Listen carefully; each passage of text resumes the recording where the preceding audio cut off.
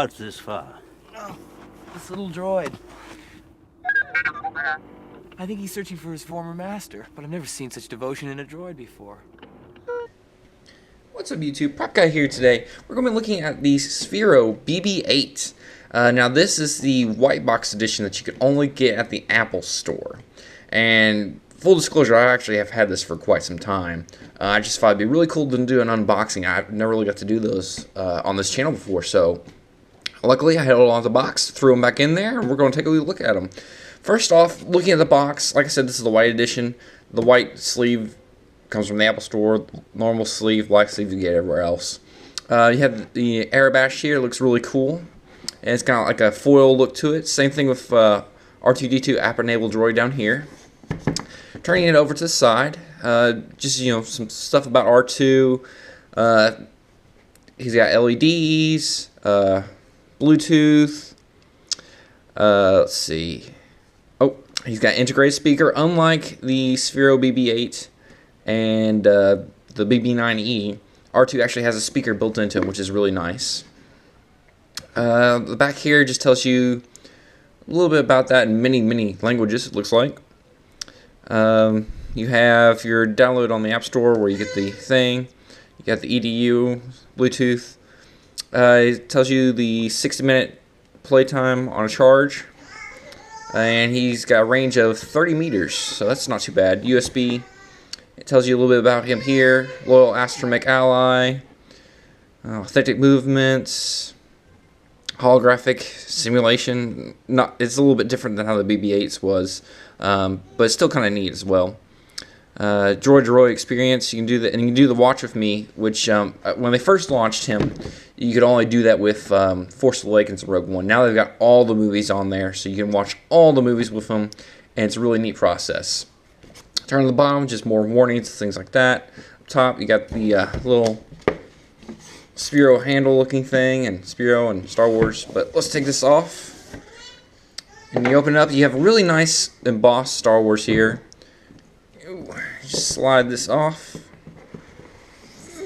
There we go. And we have R2. And he's packed in this really nice high density foam. Really high quality stuff. It really does feel like a very premium and collectible product. You got USB there and airbash, I'm assuming. You have the USB logo. Got his cord here. There's a little quick start guide. We're not going to look at that legal stuff. But it's a really well packaged, really nice box. Feels like a premium collectible. It really does. Especially the way it's packaged. But slide that to the side. Look at the main event here. Now, R2 himself does feel like a very premium product. He's got good heft to him. Maybe about half a pound. He feels dense. He feels nice. He is plastic, obviously. But it feels like a high quality plastic. If you look at the sculpt, it's very well done. Lots and lots of detail. Good colors. Good paint apps. The silver parts are nice and shiny. The blue's got a good color to it. Very uniform. And the neat thing is you don't see a whole lot of seam lines how it's put together. Like there's a seam line here for a panel. It just looks like a regular panel, but you can tell it's slightly different. Like there's actually, it comes apart for stuff. And then you got a seam line around the foot here, but it doesn't look too noticeable. Top of the head looks pretty clean and shiny and dome. Like I said, I've had mine for a while, so I've played around with it. So the little pad here on the third foot's scuffed. And he's got a little bit of dirt on his treads here. That's one downside of this is, unlike the BB-8 and the BB-9E, R2, you pretty much have to keep him indoors. With these treads, he will get a bunch of crap in there. Dirt, cat hair, you name it, it will get in there. You have to blow them out, clean them out rather periodically. The hoses down here are rubber. Nice little detail. Everything looks like R2 how you would see him in the movie. Nothing looks really off. There are a few things. You do see some screws down here. And you see 3 screws here. And that's just part of assembly. You're going to have to just ignore that. You see the third foot here. Looks a little different than probably how you would see in the movie, but it's still not bad. Back here is your charge port. He does have that, like I said, the built-in battery runs a 60-minute charge time. So you'll just connect the nice USB cord here that they provide. You connect that into here. and it lights up orange when he's charging, green when he's fully charged.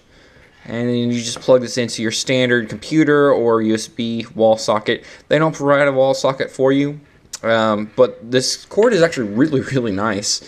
It kind of mimics the pattern that you would see on R2's cables there on his feet. It's got this nice cloth texture to it. It matches the same color thing. Really, really nice charging cable. Now, something they recently did with updates, like I said, they gave you all the Watch With Me features for all the movies. And it's neat. He just will react to certain key things with the microphone from your phone picking that up. And he'll react to you for certain things. It's really cute. It's nice. But the other thing they've added recently to updates is, used to be when you plug him in to charge him, he would just kind of flash his light in the front and light in the back a couple times, and then you just go to sleep mode and charge. Now what he does is he stays on, even if your phone's not connected and he's charging.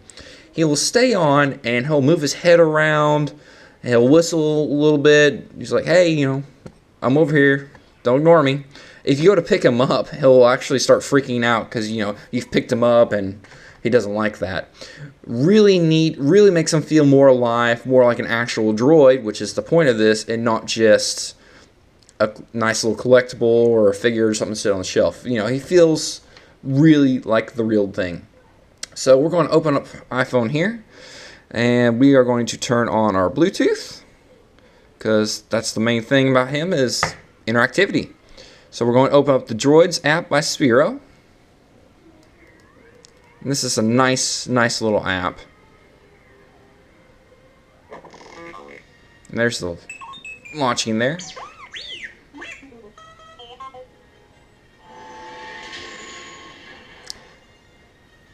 So that opens up and you created this main screen here. Now you can click on each one and it just tells you features and where you can buy them, stuff like that. We're going to connect. And my phone's going to be stupid for a minute. Let's try this again. Alright, as we scan, and it's picked up our R2 unit. And you see R2 lighting up. We want to confirm, and we're going to connect. And as you can see, he pops out his foot.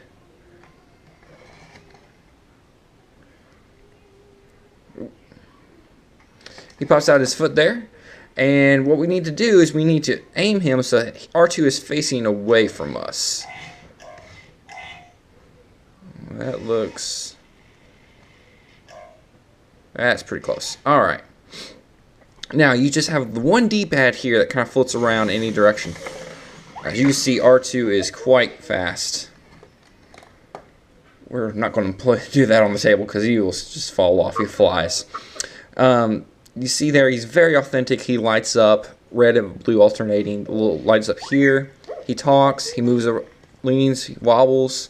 He lights up his projector. Now in the back, actually what we'll just do is, we'll just turn your head, R2. There's a little slider here that allows you to turn his head. In the back you see, he lights up the yellow and green there.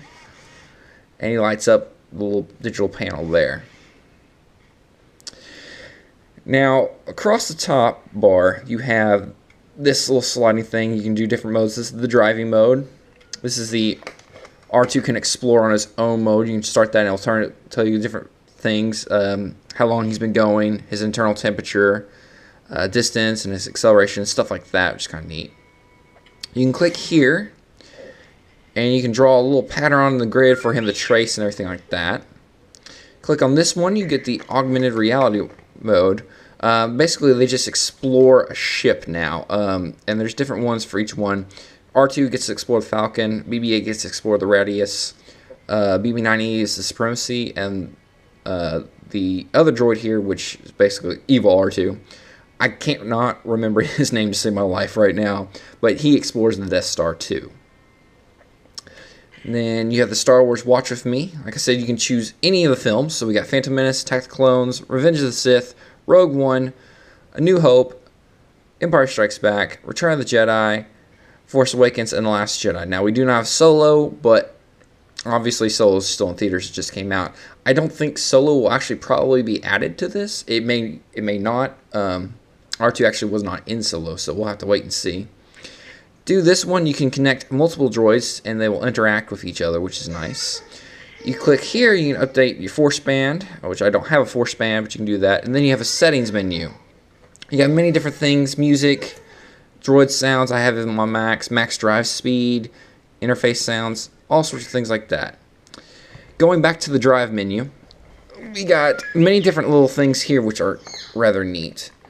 So we have all these different little icons here, and they make them do different things. So like this one.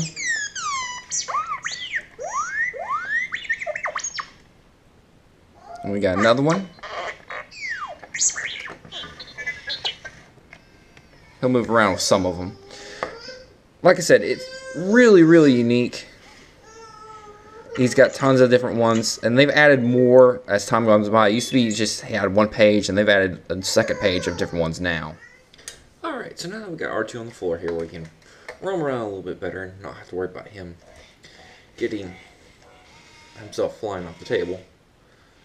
Alright, got him centered up there. As you can see, he spins around really well. There's a great degree of controllability to him. And he is quite fast.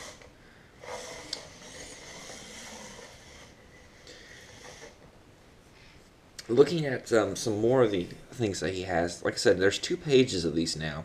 And some of our big action ones, like this one,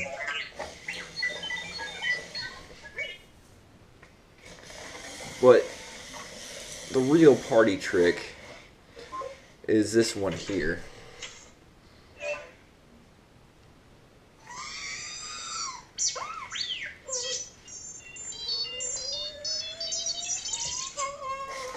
He basically acts like he's been shot by Jawas.